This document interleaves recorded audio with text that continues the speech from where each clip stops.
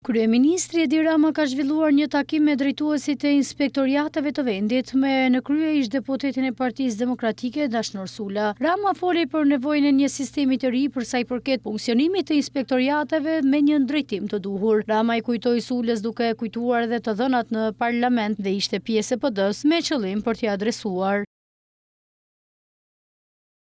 Ish-deputeti i Partisë Demokratike Dashnor Sula, sot kryeinspektor, ka vlerësuar për vizionin kryeministrin Edi Rama, ndërsa pohoi se partia ku ai kishte kontribuar për 20 vite e kishte nxjerrë në rrugë. Ai tha se qeveria Rama i kishte dhënë një mundësi ku pas konkurimit kishte dalë i pari. Por një gjë është e sigurt që deri tani ne nuk mund të themi se me inspektimin kemi bërë progresin e nevojshëm. Inspektimi mbetet një problem në gjithë mekanizmin e funksionimit të shtetit tonë, mbetet një problem në organizim, mbetet një problem në mendësi dhe mbetet një problem në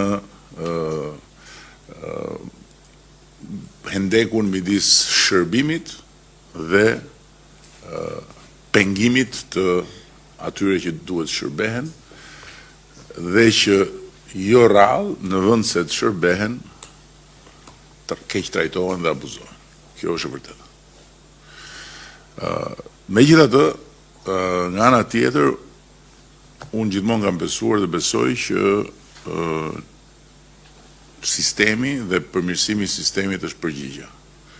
Mund të ndrojmë të gjithë njerëzit, mund të sjellim njerëz edhe nga hëna, po që se sistemi nuk është i strukturuar si duhet dhe po që se drejtimi nuk është i duhur, përsëri bijem në të njëjtat situata që për fat keq i ndeshim më rrallë se më parë, por shumë shpesh për hir të vërtetës për të qenë sot në prag të antarësimit në Bashkimin Evropian. Ndër të tjera, kryeministri tha se inspektoriatët nuk mund të dalin në terren si gjatar, por me një plan pune. Sipas kreut të qeverisë, inspektimet duhet të kryhen mbi bazën e riskut. Rama shtoi gjithashtu se një sistem i ri i rekrutimit dhe karriera është e domosdoshme.